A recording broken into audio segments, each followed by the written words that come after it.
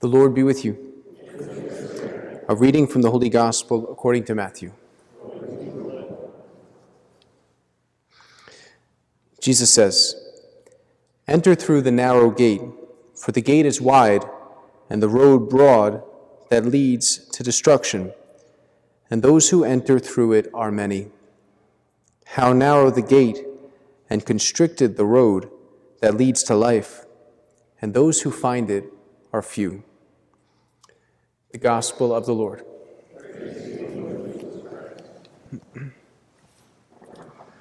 All right. So good evening, everybody. My name is Father Michael Plona. I'm the chaplain at St. Anthony's High School in Huntington, and I live at Christ the King Parish. I've been here a few times to help out Father Ed with the Spanish Mass in particular. I think I've only celebrated the English Mass here once, so if you've never seen me before, there's nothing wrong with you. That's it. Been a good friend of Father Ed for some time. Was a seminarian at his parish out at St. Rosalie's in Hampton Bays about, I think it was probably close to 6-7 years ago. So very thankful to Father Ed for the invitation, and it's a joy to be with you guys tonight. I think the topic of my talk may have changed a few times. So the topic I finally settled with, I feel like a teenager picking out a band name. The topic I finally settled with is the 3 stages of the spiritual life. I think this is one of the best kept secrets in the Catholic Church. A lot of times when I talk about this, people are like, "What are you talking about? What's the 3 stages of the spiritual life?" What do you mean? The 3 stages of the spiritual life are something given to us by the doctors and saints of the Church, so the spiritual giants in our Catholic tradition. The 3 stages of the spiritual life, I think, help us to kind of concretize what it means to walk with God. It's not just kind of this nebulous idea of my feelings when I pray and this and that. There's almost we could say a sort of logic to the spiritual life. And the 3 stages of the spiritual life help us to kind of spell that out a little bit. A lot of my talk is going to be taken from Dr. Ralph Martin's book, Fulfillment of All Desire, which is a great book. I recommend that to everybody, especially if you're looking to go deeper in your spiritual life or to kind of maybe have some words to articulate the spiritual life. So Dr. Ralph Martin's Fulfillment of All Desire. So I'll come right out of front and already tell you that I'm plagiarizing a lot of this, okay? What is this?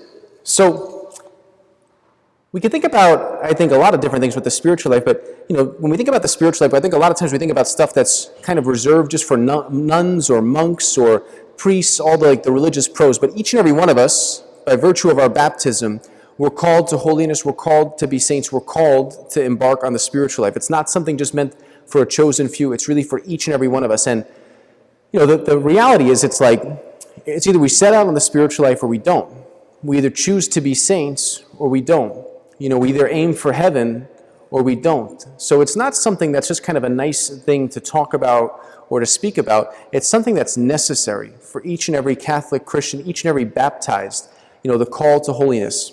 We can think about Lumen Gentium, chapter 5, the Second Vatican Council, how that reiterates that. How everybody, by virtue of their baptism, is called to holiness. So we're not just talking about something for a chosen few, it's for each and every one of us. The Catechism of the Catholic Church talks about the call to perfection that Christ issues to us in the Gospel in Numbers 1692 and 1693. And it quotes Jesus' own words in the Gospel, "Likewise, Christ's disciples are invited to live in the sight of the Father, who sees in secret, in order to become perfect as your heavenly Father is perfect." So, tall order, okay? Call to perfection. And faith is not meant to be like a spectator sport. I think a lot of times we all fall into this. We fall into this idea that somehow faith is just kind of getting spiritual goodies from God. And he'll kind of keep me he'll keep me satisfied and I'll keep hanging around and that's it. We're good, I'm good, you're good. I get something out of prayer. I get something out of going to Mass. And, if that kind of lets up, I'm just going to tell God I'll see you later and that's it. Okay, but faith is not a spectator sport. It's a gift, and it's a gift that's meant to be exercised. It grows through our will. It goes through making acts of faith. Being here today, your presence here today, in the midst of a world that's been turned upside down and nuts. The fact that you're looking to go deeper in your relationship with God by being here today, I would say that in and of itself is an act of faith. And faith also is not just knowing things about God. I think sometimes we all kind of think of this. I know the people who like to hang out in parishes a lot of times, and we kind of have gotten by sort of a mentality like, well, I know Father so-and-so over here, or I know this, or I went to Catholic school when I was younger, so I know it. Don't worry, Father. But faith is more than just knowing things about God, because in that sense, if faith is just knowing things about God, or knowing that God's there, we could say the devil has faith, or the demons have faith. They don't doubt the existence of God. They know many things about God. They have a higher intellect than we do. So faith is more than just knowing about God. St. John Henry Newman, who lived in England around the end of the 19th century, he's kind of almost like a precursor for a lot of things the Second Vatican Council covered. One big theme in some of his writings is this: the difference between notional and real assent. Notional and real assent. What does that mean? Notional assent is kind of knowing things in our mind. We can know facts about God. We can know things about God. Real assent is when our knowledge of God goes from the head to the heart. We live in a time and in an age when many people who profess the Christian faith, in fact, live as practical atheists. Many people who live as practical atheists. What does that mean? Many people who live and act and make their decisions as if God did not exist. Sadly, we see so much corruption and filth in the church being exposed. We could think about, the horrific things like Cardinal McCarrick and all that other stuff back in 2018. Like bishops and priests and cardinals even, who really, in fact, by their actions, lived as if God did not exist. So to know things about God, not enough. The head knowledge has to go to the heart. We have to live not as practical atheists, not as the rest of the world lives, but to really struggle to bear witness to our faith in the actions we make each and every day. This idea, though, of notional and real assent, head knowledge going to the heart, St. John Henry Newman talks about it. The future Pope St. John Paul II spoke about it when he was still the Archbishop of Krakow, Cardinal Wojtyła. You want to talk about the Second Vatican Council, he's your guy to go to. This is a guy who was there, who helped draft many of the documents, and then he went from the council back to his home diocese, and he implemented what the council was speaking about in his own diocese. He knew what they were talking about, and then he put it into action. He didn't let anybody else put a spin on it. He wrote a book called Sources of Renewal. He talks about this, the difference of faith and life and bridging the gap between faith and life. The head knowledge goes to the heart, the enrichment of faith. The enrichment of faith. So faith influencing all of our actions. So this is all kind of a precursor to the spiritual life. To live the spiritual life means to bear witness to Christ, to reject any way we kind of bear witness like practical atheists. Just to live our lives as if God did not exist. That's not something that's an option for us Christians, okay?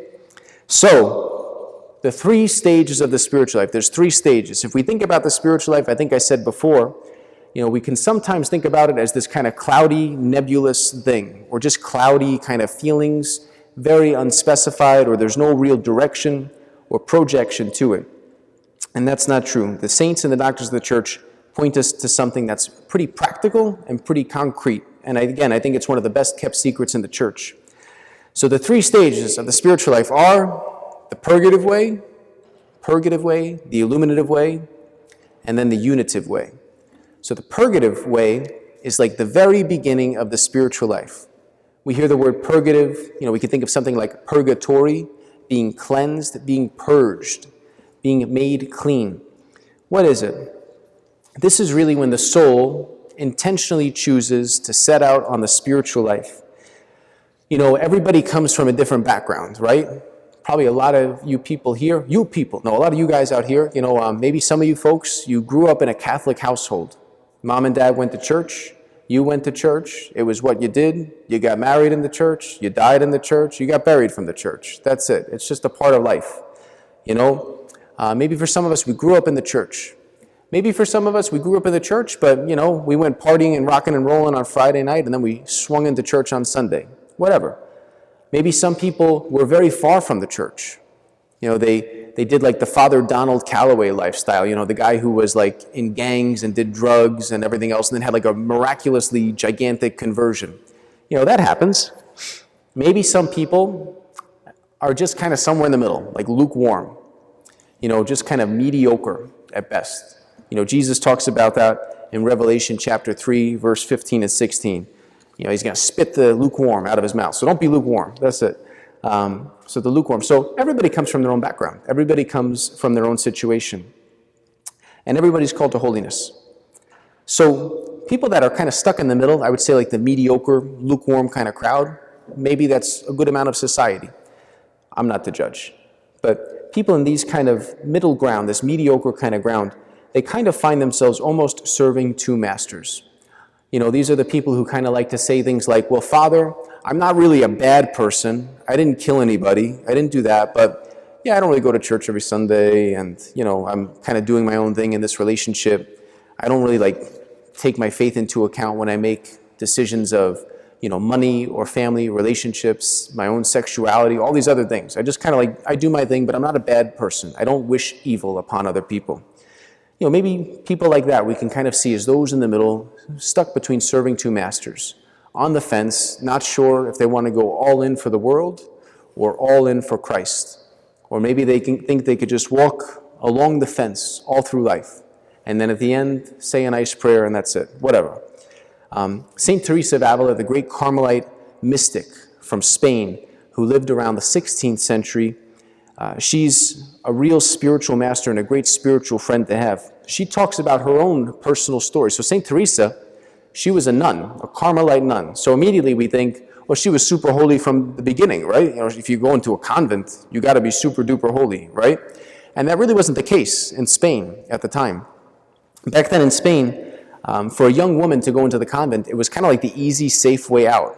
Mom and dad could be assured that their little girl going into the convent wasn't going to fall into trouble, become destitute.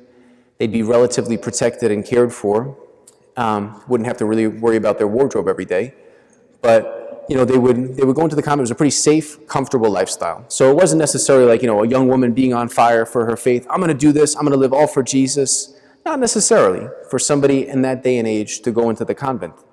So St. Teresa, she goes into the convent as a young teenager, and she admits herself she lived a pretty mediocre life. She was kind of on the fence, if you will, between going all in for Jesus and all in for the world. And it all really changed for her. So she was in her teenage years. She had a big conversion experience, not when she was 17 or 18 or 19 or 20. She had a big conversion experience when she was 40 years old. So she lived in the convent, as she says, in a pretty mediocre spiritual life until she was 40 years old. So that's over 20 years living in a convent, not taking the spiritual life seriously. It's a pretty cool thing to meditate on.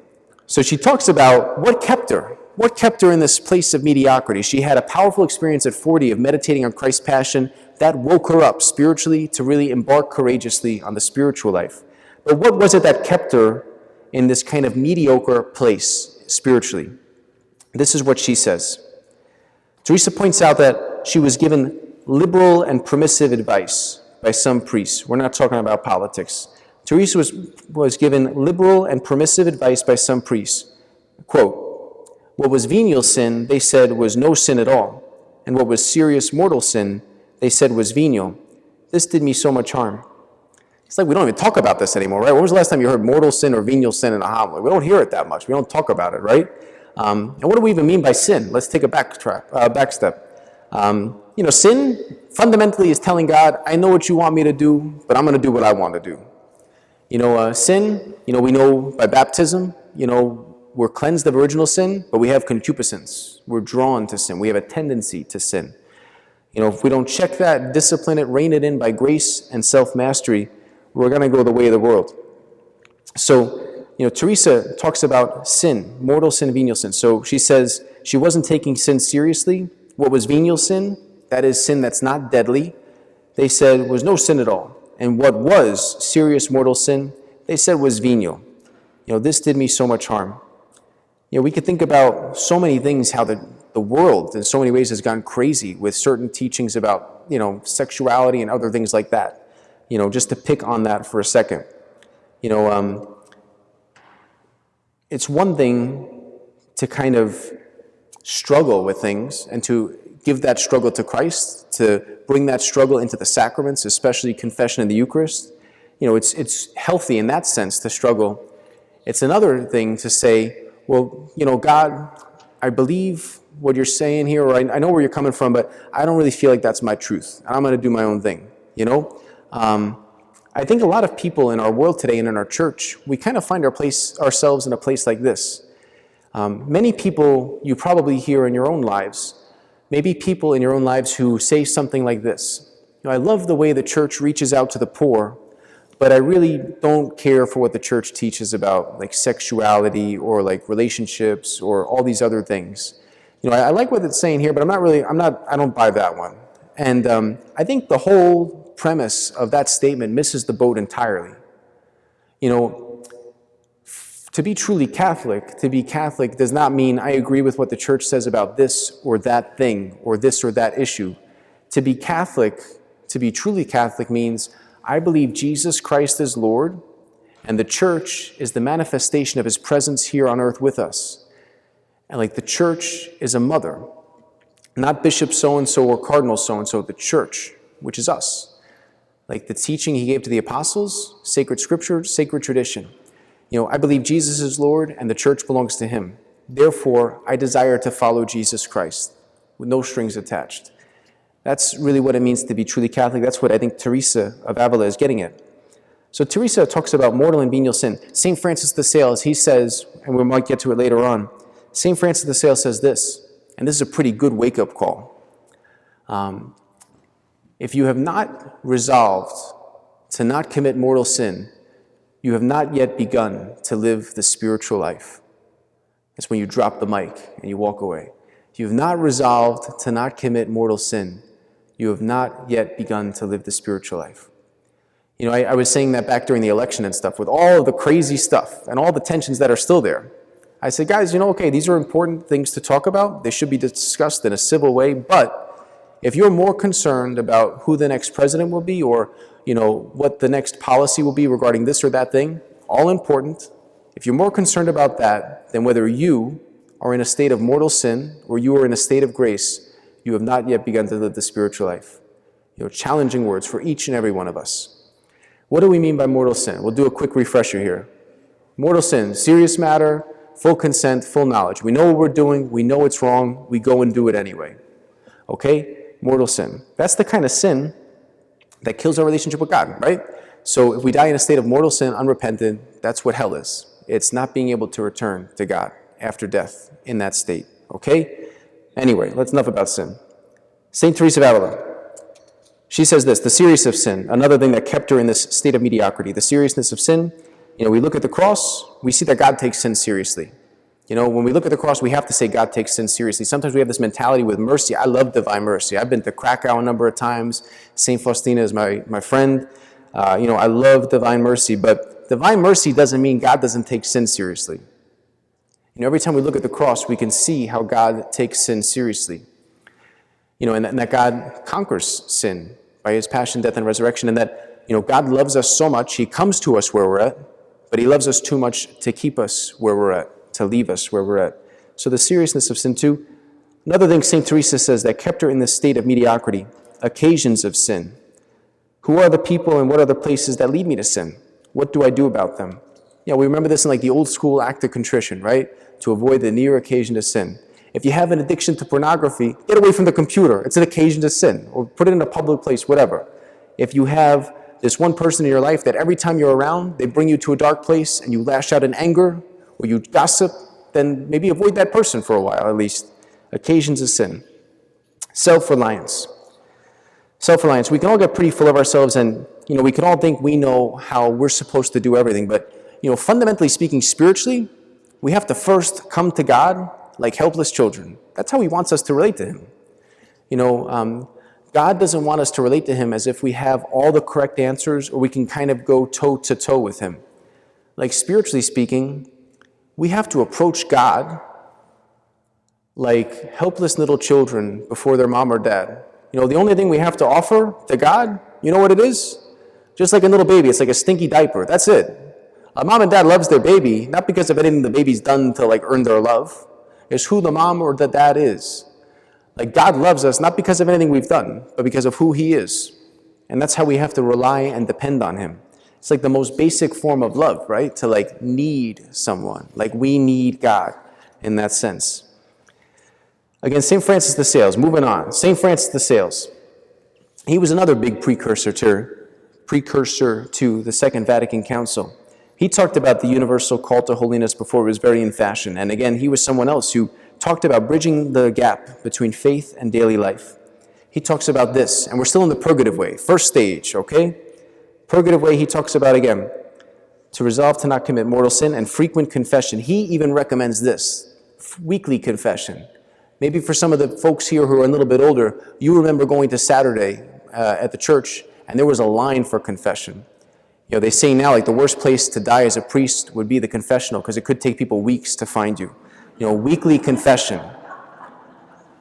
Weekly confession. It's so awesome. We need it. Weekly confession, okay? Or frequent confession. I always tell everybody, especially, like, you know, anywhere from like kids to older folks, one of the best practices you can get into, if not weekly, you know, maybe like monthly confession. That's a pretty realistic thing, I think. Go monthly confession. But Father, I don't have anything big to confess. You know what? Like, frequent confession is like this, I think. It's like when you're driving on the road, like when you're driving on Sunrise Highway, going west, and the sun is setting, and the sun's like right in your eyes. The more you turn right towards the sun, the more you see all the little smudges in the windshield. They were kind of not there before. Not like we get scrupulous, or we hate ourselves, or we kind of just like focus entirely on ourselves, but like God loves us so much, he wants us to be entirely transformed by his love. He wants us to be perfectly clean. That's what heaven is all about. Entering into this perfect union of love, made completely ready for it. Being dressed for the wedding banquet in the finest robes. You know, getting your hair done all up nice to go out. Okay? Other thing St. Francis de Sales talks about with the two purgations in the Purgative Way. So I said first, mortal sin, okay? To resolve not to commit mortal sin and the importance of frequent confession. Second purgation that St. Francis de Sales talks about is the affection for sin. You know, if we're honest, you know, all of us fellow sinners, especially if we've just kind of begun to walk with the Lord, or we're just trying to start spiritually getting our act together. You know, for somebody who has addictions to things or has an habitual way of doing things, you know it's wrong, you don't feel good about it after you do it, you want to give it up, but deep down, you can't wait to go back. You know, it's like as our Lord says in the gospel, like the dog that returns to its vomit. That's what we're like when we go back to sin. One of the other purgations that is necessary in the spiritual life is not only to just kind of stop sinning. Yes, of course, that's necessary with mortal sin, but also to have the affection for sin purged for us.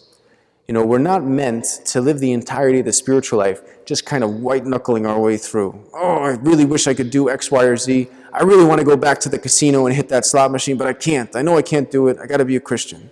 Like, okay, maybe it's a little tough and white-knuckling in the beginning. There's definitely a level of like discipline and self-mastery that's on a merely natural level, you know, but through grace, through that continued work of self-mastery, grace infused in the will, like, there's that old school term of horror for sin. You guys ever hear the term horror for sin? To have a horror of sin. You know, what does that mean? It means if we actually were able to look at how ugly and gross sin was, we wouldn't even want to do it. You know, to feel grossed out by sin. That's a pretty powerful purgation. Again, Francis de Sales, he recommends to have that affection for sin purged from us. Confession frequently, tears, like to pray, to be sorry to the point of like crying even. How beautiful is that? Like a second baptism of tears, if you will. Tears and prayer. Prayer to help heal these disordered affections caused by the wounds of our sins.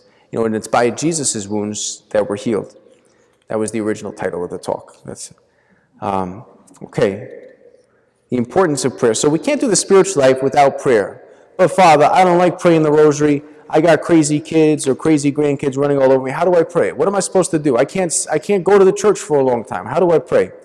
You know, there was that beautiful exhortation that came out from our Holy Father, Pope Francis, I guess a few years ago now, but he talked about, and rejoice and be glad. It was like an exhortation to prayer. There was like a beautiful line in there that said something like this, that prayer doesn't necessarily have to be very long or very lengthy, but to have like very heartfelt prayer, even if it's just short moments of prayer.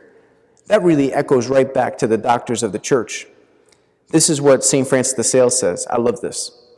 Prayers must be said with strict attention of mind and with affections aroused by the meaning of the words. Do not hurry along and say many things, but try to speak from your heart. A single Our Father, said with feeling, has greater value than many said quickly and hurriedly.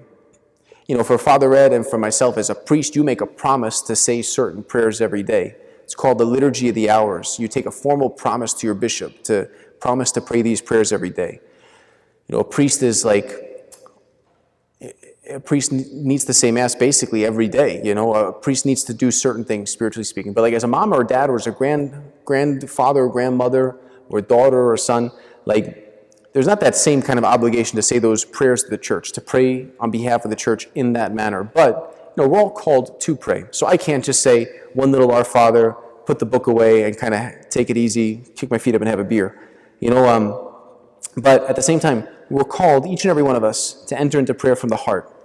One of my favorite kind of thoughts about prayer that I heard from somebody that was really beautiful, to pray more is a choice. To pray better is the grace that comes with the choice. We cannot pray at all times if we do not pray at specific times, consciously willing it. But Father, my work, my life is my prayer. Yeah, baloney, give me a break. My life is my prayer. It can be your prayer. You have to pray at specific times in order for it to be your prayer. You have to sanctify your day with the salt and pepper of prayer, here and there, okay? Saint Teresa of Lisieux, very popular. One of the great spiritual giants who was kind of like a miniature sort of saint in her own way, the little way she's known for.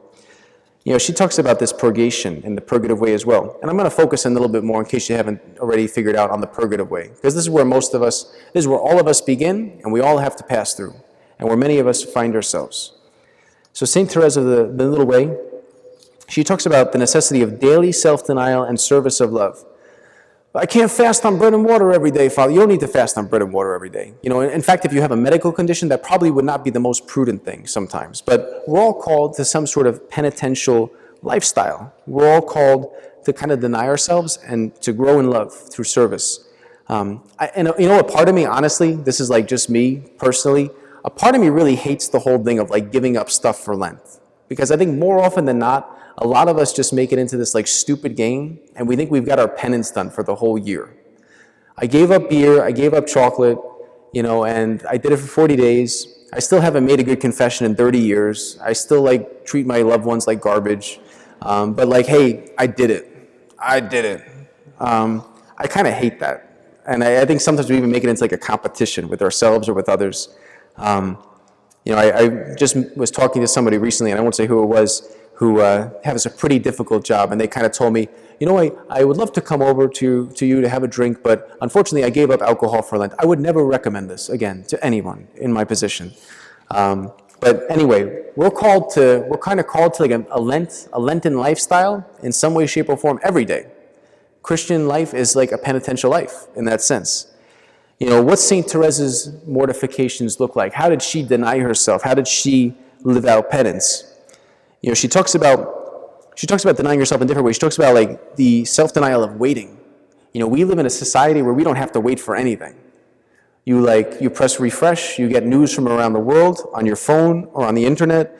You order something on Amazon Prime, it normally comes 2 days later, except recently it was a little, maybe 3 days, so it was kind of tough.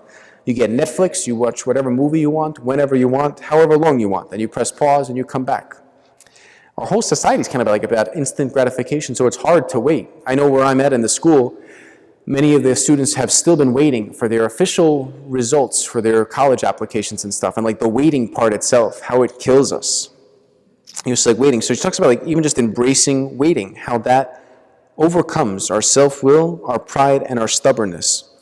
She talks about the practice of nothings. The practice of nothings. What does that mean? These are some of her examples of how she mortified herself, St. Teresa of Lisieux. In breaking my will, always so ready, my mortifications consisted in breaking my will, always so ready to impose itself on others. In holding back a reply, it's pretty tough sometimes when you're in a good conversation, especially about all the important things going on today, to hold back a reply, to hold our tongue.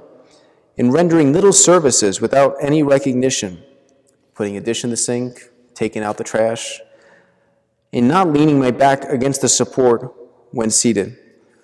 Doesn't really sound too intense for like a doctor of the church, right? But this is what her spiritual mortifications were. Offering it up. Offering it up. This consists of taking what God gives and giving what God takes. Mother Teresa used to say that, to give what God takes and to take what he gives.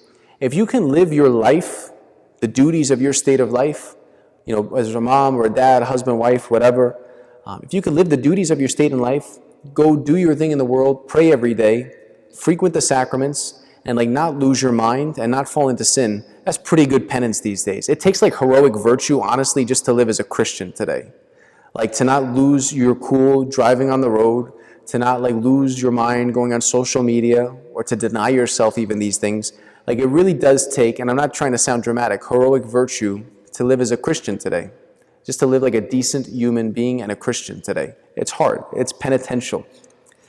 St. Teresa mentioned some of her small mortifications also as being trying to please a cranky old nun that she lived with, having dirty laundry water splashed on her and keeping her calm, having her painting supplies moved, and even the annoying noise of that one sister made in the chapel when everybody else was quiet.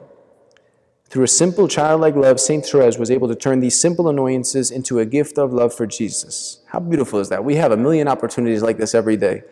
Okay? Temptation in the will. Temptation in the will. What does it mean? Is temptation a sin? No, temptation is not a sin. But temptation can begin to be sinful when we dwell on things, whether that's a certain thought that's impure about somebody else, or harbor a resentment or a grudge. Thoughts come to us. We can't really control them. If we harbor them in our hearts, we hold on to them, then it can become sinful. We start going towards the border of sin, right?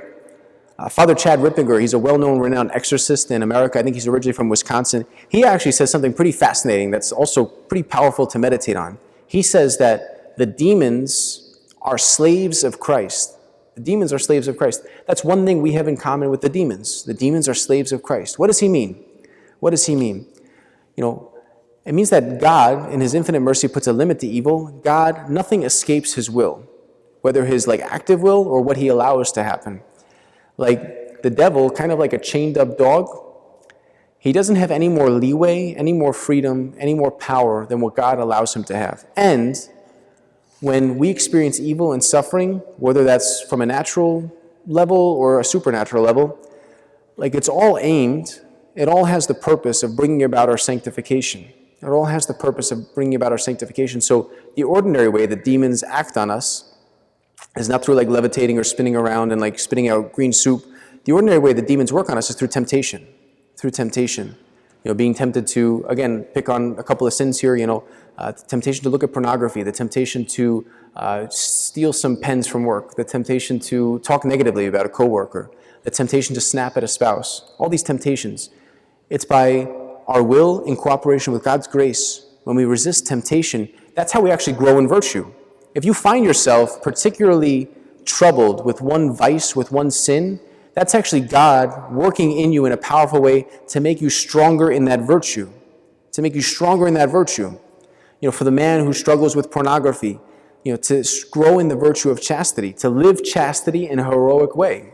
For the person who loves to eat everything in front of them, has no self-control, to grow in the virtue of temperance in a heroic way. Okay? So when we find ourselves tempted to sin, temptation itself is not a sin, but when we resist it with God's grace, through prayer, through the sacraments, it's actually through that God is calling us and sanctifying us in a particular way to grow in the corresponding virtue to that. Okay, temptation also. What about it? What else can we do about it? I think one of the best things we can do about temptation, practically speaking, when you feel yourself starting to be tempted, kind of take a step back and laugh at it. If you want to laugh outside like a crazy person, laugh out loud, go for it. If you find yourself in a place of temptation, it's a good thing even just to bring it up in confession. Why? Not because it's a sin, but because putting it out in the air, you kind of turn on the lights and all the cockroaches just run away. That's what it's like with temptation when we air it out. We air out our dirty laundry. When we go to confession, we just tell our temptations out loud. Not because they're sinful, if it's just a temptation, but because we kind of take its power away when we call it by name. There's like that biblical idea of like when you call something by name, whether you're confessing a sin or you're talking about a temptation, you really have like power over it in a sense. Obviously not bringing any confidence here, but I know as a priest when I'm hearing confessions, it's the person who's struggling with this or with that, and they're embarrassed to say this or that thing out loud. And like they almost like want to say it, and they want you almost like to say it for them, but they're too embarrassed to say it themselves. I'm like, just say it. Say the name. Say whatever it is. Say what it is. Say it out loud. You have power over it in Jesus. Take back the authority. Say it out loud. Renounce it in the name of Jesus. Bring it to confession. Let Jesus take it away. Okay, so that brings us to the conclusion of the Purgative Way. We'll very briefly touch on the Illuminative and the Unitive Way pretty quickly, okay? So Purgative Way, everything I just talked about so far. What's the Illuminative Way? It's like stage 2. Stage 2, Attack of the Clones. No, I'm just kidding. Stage 2, Illuminative Way, part 2. This is the part where the soul, having passed through the Purgative Way, reaches a certain level of stability. That's like one of the big things that marks the Illuminative Way, a certain level of stability. It's like, instead of just kind of like kicking your feet like crazy in a pool to keep your head afloat, that's when there's a certain level of stability, okay? The soul is fundamentally orientated towards God at this point. There could still exist, though, a mixture of motives. We can play the part of the good Catholic. We can even cut out many sins in our lives and grow in virtue in pretty tremendous ways. But the soul can almost exist with like a sort of mercenary relationship with God. One quick step back. I think it's, who is it? St. Francis de Sales and St. Catherine of Siena. They talk about this. St. Catherine of Siena talks about this in particular. Like, we think about the Purgative Way, the Illuminative Way, and the Unitive Way. The Purgative Way is marked in so many ways by a sort of fearful love. Fearful love. We can think about like imperfect contrition. I am sorry for my sins. I'm afraid to offend God because I'm afraid of going to hell and the consequences of damnation. I'm afraid of being separated from God for eternity. It's a valid fear, but it's still like a fear that's motivating that love, more so than a love of God himself for his own purpose, okay? The Illuminative Way, not so much a slavish kind of fear anymore, but we're talking more about like a mercenary sort of love, a mercenary sort of love. I go to church and I pray because I get something out of it. I go to church and I pray because I told God I would if he got me out of this jam, and he did, so I do it. I give you this, God, you give me this, you're cool, I'm cool, all right. But it's still not really the love of like a son or a daughter. The high point of love, as St. Catherine of Siena would say, is like a filial love. A filial love. Love as a very dear friend. Love as a very dear friend. Love for the sake of the other. Love for the sake of the other. A union of contemplation and action. To love God as a son or daughter. Like to love God as a son or daughter. Just like when you are a child, you love your mom and dad out of a sort of baby-like love. When you get into trouble or you're about to fall into danger, they'll slap your hand and yell at you because they don't want you to get hurt, and you're afraid, and you listen to them, and they're your mom and dad, they're the authority, just that. That's how we relate to our parents growing up as little children. We get older, we move out of that. When we're in our 20s and 30s, we don't relate to our parents as infants anymore. Smacking our hand and yelling at us once in a while doesn't have the same effect that it does. And then finally, as like a real adult, when you talk to your mom and dad, you talk to them as adults. The relationship of mom and dad and the authority relationship there, that doesn't diminish or go away, but it definitely matures and grows, and you're able to relate on a much more mature way. That's like how our relationship with God is called to develop and grow. Okay? So the Illuminative Way is marked by this sort of sense of stability. The soul's orientated towards God. There could still be a mixture of motives. It could still be like a mercenary-like love. But the soul is making progress. The soul is making progress, and there's more than just checking off boxes at this point. And at this point, too, just because there's progress, that does not mean that the occasion or the temptation to sin somehow vanishes. We're never out of danger as long as we're on this side of eternity. We always can fall. We can never become so proud that we've gone so far to think that we are incapable of falling. Tragically, there's like the story of Jean Vanier, the founder of the L'Arche community, a beautiful community that takes care of people with special needs. They do tremendously beautiful, beautiful work. And this man was renowned by so many as like a living saint. He was a spiritual man, as he would call himself. And after his death, it was revealed that he actually pretty much manipulated people in like very inappropriate relationships because of his position of authority. And through his letters and his writings with his spiritual director, it really kind of came out how he thought he was beyond the point of sinning. He was incapable of sinning because of how far he got. That's how scary it is that each and every one of us, if we let our guard down or we get proud, we forget that we need the Lord and his mercy and love always, we could fall faster than Lucifer falling like lightning from the sky.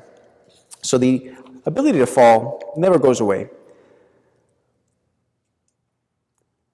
St. Catherine of Siena goes on to say, "There is nothing while we are living that deserves the name evil except mortal sin, for such sin carries in its wake everlasting evils. And if we want to get to heaven, we must be saints. There is no other way. If we want to get to heaven, we must be saints." If you're thinking at this point, maybe, this is kind of a bit much. I don't know if this is really what I signed up for. I thought it was going to be like a happy-go-lucky parish mission tonight. I'm sorry. I hope you laughed a little bit. But it's intense stuff, because the spiritual life, the life we've been baptized into, this is a matter of spiritual life and death. And as like a priest, it's necessary out of charity, pastoral charity, to talk about the reality of it. It's like going in a helicopter or something and not getting strapped in. You're not doing anybody a favor by not telling them. All of us, Catholic Christians, we're thrown into the spiritual life, we're thrown into spiritual warfare, whether we like it or not. So this thought about being a saint, it's not a nice thought. It's something that's a necessary thing for each and every one of us to strive for. Weak and broken and fallen sinners that we are. And when we fall, to pick ourselves up through going to confession frequently, by praying daily, by taking the sacrament seriously. You may hear some people who say, at least when I die, I just want to get to purgatory. That'll be good enough. If I can get to purgatory, and then I'll schlep my way to heaven over time and through prayers and stuff. St. Teresa of Lisieux, she says this actually, that it actually offends God to talk about just getting to purgatory. That'll be good enough. She said we actually hurt God by talking like that. Imagine? We have to aim for heaven. They say you aim for the stars, or if you aim for the moon, you end up among the stars. If you aim for purgatory and you miss, it's not good, okay? So we have to aim for heaven. We have to strive for heaven. That's the end. That's the end, okay? And while God's judgment remains and the gravity of sin always remains, the soul in this intermediary part of the spiritual life begins to love God more than just fear judgment. The soul moves from imperfect contrition to real perfect contrition. I'm sorry for my sins because I might go to hell. I'm sorry for my sins, Lord, because you made me, you loved me into creation, you call me to a perfect communion of love forever, and sin offends you, and you are worthy of my love. We move from fear to real love. Okay? What else can we say? We'll stop there for the Eliminative Way. Anyway, the Eliminative Way, okay? Growing in freedom, stability, all this other stuff. We're still a work in progress. The Unitive Way is that closest we can get to God, this side of eternity. You think about how a soul like Saint Mother Teresa of Calcutta, she was a soul who loved with this amazing Christ-like charity in such a beautiful and powerful way, picking up the lepers and the dying, people with bugs in their skin, and holding them and seeing in them the poorest of the poor, Jesus himself, and loving them with that kind of love. Talk about an amazing, beautiful witness to love and to Christian charity. And then after her death, her journals and her letters that were revealed, that she really suffered an intense spiritual darkness. She felt at times as if God did not exist. She had faith. She never abandoned faith or abandoned and went into despair. But interiorly, she was purified to such a crazy, crazy level that even interiorly, she didn't feel anything from God. She felt alone. This is a woman who had many crazy mystical experiences early on in her life, but for a good part of her life, really mostly up to the end, and the inside, she kind of felt dark and alone. I think that's a kind of consolation, though, for the rest of us. In the midst of a very dark world where we kind of think about our own spiritual life and, wow, how am I really supposed to keep moving forward when I don't feel anything on the inside? When my loved ones kind of look at me funny because I still go to church and try to do this Catholic thing. When my coworkers look at me funny because I'm not into, all the ways the world is gone. And I say it's not cool with me, or I don't cheer them along. What's going on? I feel all alone. The beautiful thing is the sacrifice of our lives because by baptism, we're priests, prophets, and kings, right? So like we offer a spiritual sacrifice by our lives. Like the sacrifice of our lives, the sacrifice of our Christian witness in a pagan world, the darker it gets in there, the more pure that sacrifice gets too. Because we're not just doing the Christian life, we're not just loving God because I'm afraid, because I'm getting the warm and fuzzies from praying, because people are patting me on the back for being such a good Catholic and coming to church with me, because people are making me, out to be somebody I'm not. No, it's for none of those things. The sacrifice of our life, the sacrifice of our Christian witness becomes more pure. I was recently talking to a brother priest who you don't know, and I'd like to keep it that way, who is going through a trial of his own. And pretty much like anything you could think of that's gone wrong, and he's a good dude. He's not like a crazy wackadoo. He's a good dude. He's a good guy. He's somebody who's kind of had everything you could possibly have go wrong with you. It's happened to him in the last year or so. And he was, praying. He basically has to say Mass on his own now. He hasn't gotten in trouble, but he says Mass on his own now. His circumstances as they are right now, he says Mass on his own every day. He doesn't have the opportunity to celebrate Holy Mass with the people of God. He says Mass on his own, I think in somebody's bedroom or the place where he's staying at right now. And he was talking to a friend after that, he doesn't preach to anybody, doesn't make a name for himself, he doesn't write books or even make money or anything like that. He's not doing any public things, and he's a solid, faithful man who's not living a double life in any way. He was talking to a good, prayerful person in his life, and that prayerful person said something like the way you celebrate Mass now, because it's not done for any recognition, it's not done for any other kind of consolation. You don't even feel the consolation in your own heart, like a warm and fuzzy feeling coming from God. Your sacrifice, the holy sacrifice of Mass, when you offer it, that offering from you is so pure now. I think it's a beautiful thing for all of us to meditate on, especially when we feel so dark and discouraged. One last thing, I'll end on this. The Catechism of the Catholic Church, numbers 674 through 677, talk about a number of different trials that must come to pass before the Lord returns in glory. When that day will come, nobody knows. Not the Father, not the Son. He hasn't revealed that to anyone, okay? We don't know the day or the hour. So I'm not out here telling you, go pack up your emergency suitcases and get ready. It's coming tomorrow. But just saying, this is the Catechism of the Catholic Church, number 674 through 677. A few of the things that the Catechism talks about in those numbers are the fact that before the Lord comes again in glory, there will be a great apostasy in the church. Apostasy meaning people abandoning the faith, the practice of the faith, living as if they were practically atheists. We are living in a time of great apostasy. Newsflash. I don't know if this is the one or if this is a one, but it definitely is a great apostasy we are living in.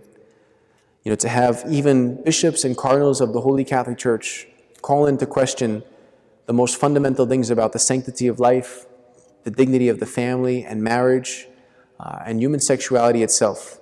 Things that, natural law and were established, and things that we see in even the Scriptures, what Christ himself tells us. Things that the Church has held to be true for 2,000 years. To abandon these things, this is not schism. It's not liberal or conservative. I think that's the stupidest talk, by the way. Liberal or conservative. You can't be a liberal or conservative Catholic, okay? You either believe what Jesus Christ has revealed in the gospel or you don't, okay? St. Augustine says, in essential things, unity. In non-essential things, diversity. In all things, charity. That's a good motto to live by. But you're either Catholic or you're not, with the fundamental things, with the essential things, as St. Augustine would say. But we are living in a time of great apostasy. The world becomes increasingly secular and hostile to faith. And so oftentimes, even within the church, we feel abandoned by those who are meant to be shepherds of souls and lead by example. And we feel kind of stuck out in the middle, almost like Uriah, when King David ordered him to be put to the front of the line and struck down in battle so that his sin would be covered up.